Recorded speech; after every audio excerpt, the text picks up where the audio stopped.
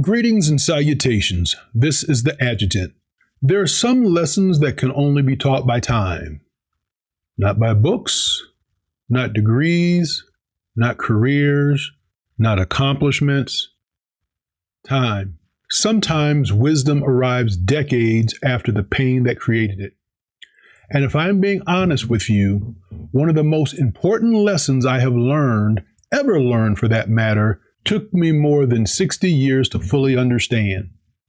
And that lesson is this: forgiveness and reconciliation are not the same thing. Most people believe they are. Most people use the words as though they mean the same thing. They don't. Not even close.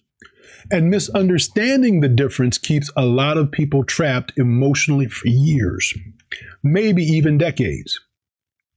I know, because for a long time it kept me trapped too. You see, there was a time in my life when I believed peace would come from an apology. I believed peace would come from validation. I believed peace would come when certain conversations finally happened. I believed peace would come when certain people finally acknowledged what they had done. But life has a way of teaching us lessons that are very different from the lessons we expect to learn. And one of those lessons arrived when I was approximately 30 years old, attending my first year of law school at Cooley Law School in Lansing, Michigan. One day I received a phone call from my brother, and it wasn't a long conversation. It didn't need to be. The message was simple. Our father was dying. He was in hospice care on Pawleys Island, South Carolina. The doctors believed the end was near. He was suffering from colon cancer, rectal cancer, and other serious medical conditions. His body was failing. And everyone knew time was running out. Now, for many people, a phone call like that creates immediate emotions: fear, sadness, panic, grief.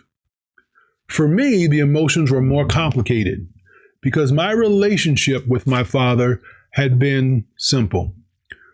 Growing up, there was verbal abuse, there was physical abuse, there was emotional distance, there was emotional abandonment.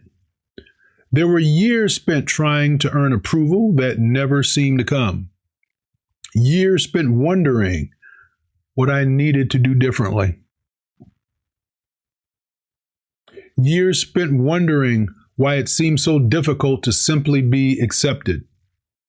And if you ever had a difficult relationship with a parent, you understand something that many people never fully appreciate. Children almost always blame themselves. They don't understand trauma. They don't understand brokenness. They don't understand generational wounds. They don't understand emotional immaturity. They simply conclude something must be wrong with me. That's what children do. Children personalize what they do not understand. And when those beliefs take root early enough, they can quietly influence an entire lifetime. You begin questioning yourself, questioning your value, questioning your worth, questioning whether you are enough, questioning whether you are lovable, questioning whether you matter. And the tragedy is that many adults spend decades trying to solve a problem that never existed, because the problem was never them. The problem was the wound. The problem was the environment. The problem was the pain being passed from one generation to another. But children don't know that. They simply carry the burden. For many years, I carried pieces of that burden, not every day, not every moment, but enough. Enough to matter, enough to leave scars, enough to create questions that never seemed to have answers. And yet, despite all of that, when I learned that my father wanted to see me, I drove from Michigan to South Carolina. My wife accompanied me. My daughter Angel came with us. And when we arrived, I walked into the hospice room carrying more than luggage. I walked into that room carrying history, I walked into that room carrying disappointment. I walked into that room carrying questions. I walked into that room carrying memories. I walked into that room carrying wounds.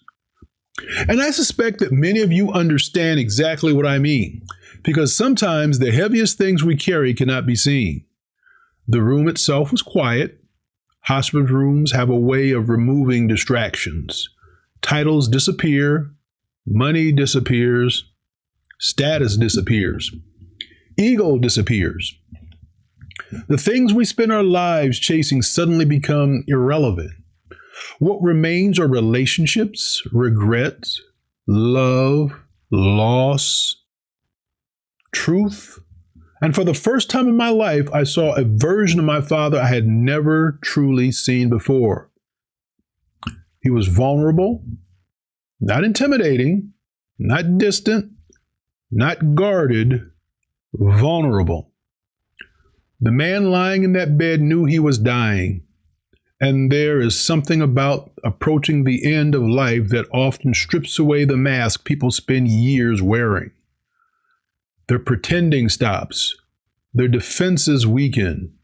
The walls come down. And what remains is often the most honest version of who they truly, really are. That day, my father met my daughter, Angel. He learned that my wife was pregnant with my son, Tommy. And as we spoke, something unexpected happened. I saw remorse, real remorse, not excuses, not justification, not denial, remorse. Now, I wish I could tell you that I remember every word spoken that day. I don't. It happened a long time ago. But I remember something more important than the words. I remember the feelings. I knew he understood. I knew he recognized the pain. I knew he was acknowledging things that had never been acknowledged before. Now, as for a son who had spent years carrying unanswered questions, that mattered more than I can explain. Because sometimes what hurts people most is not the wound itself. Sometimes what hurts people most is the denial of the wound. Being told it never happened. Being told you're exaggerating. Being told you're too sensitive. Being told your experience wasn't real.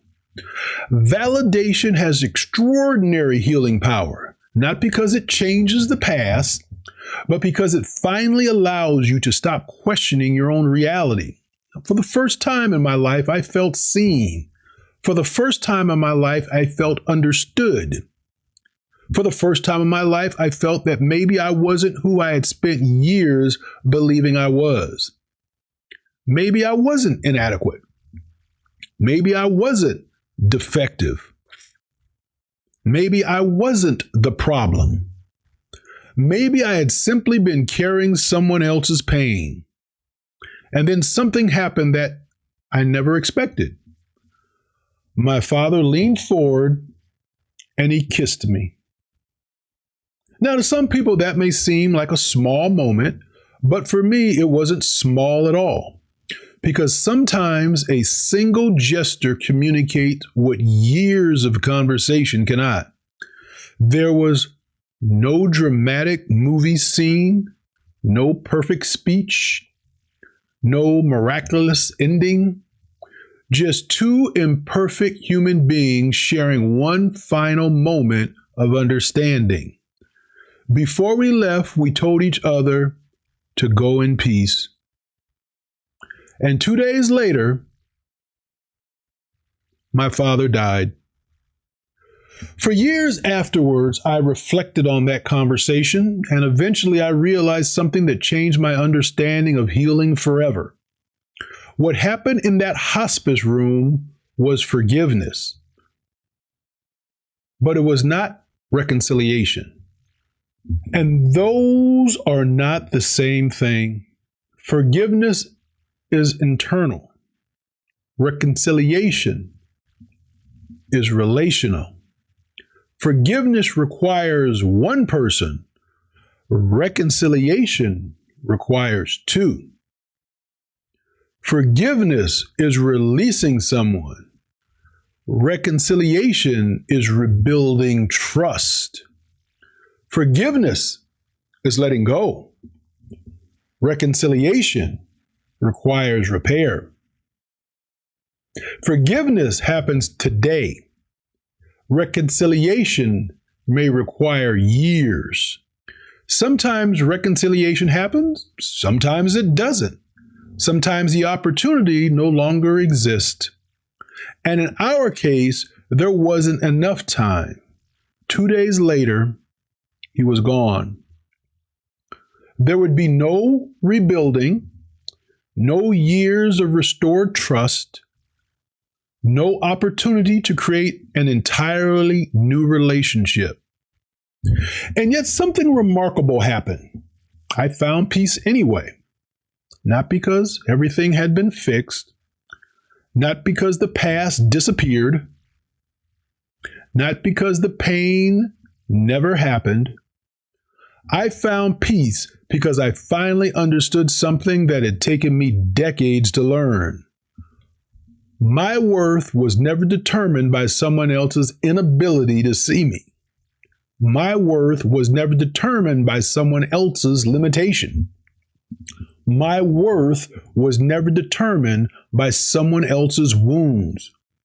My worth was never determined by someone else's approval.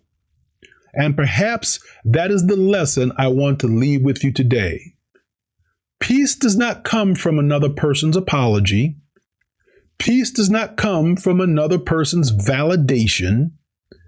Peace does not come from another person's permission. Peace comes from knowing who you are. Now, after 61 years on this earth, I can honestly tell you something. I finally know who I am. I no longer chase approval. I no longer chase validation. I no longer spend my life trying to convince people of my value. I no longer wait for people to become who they should have been. I simply protect my peace. I protect my mind. I protect my spirit. And I live my life. Because once you know your worth, everything changes. Once you know your value, everything changes. Once you know who you are, everything changes. Forgiveness is not about them.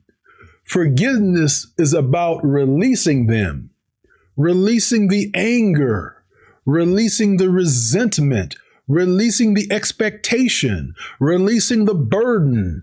And once you release them, you finally become free. And so there you have it.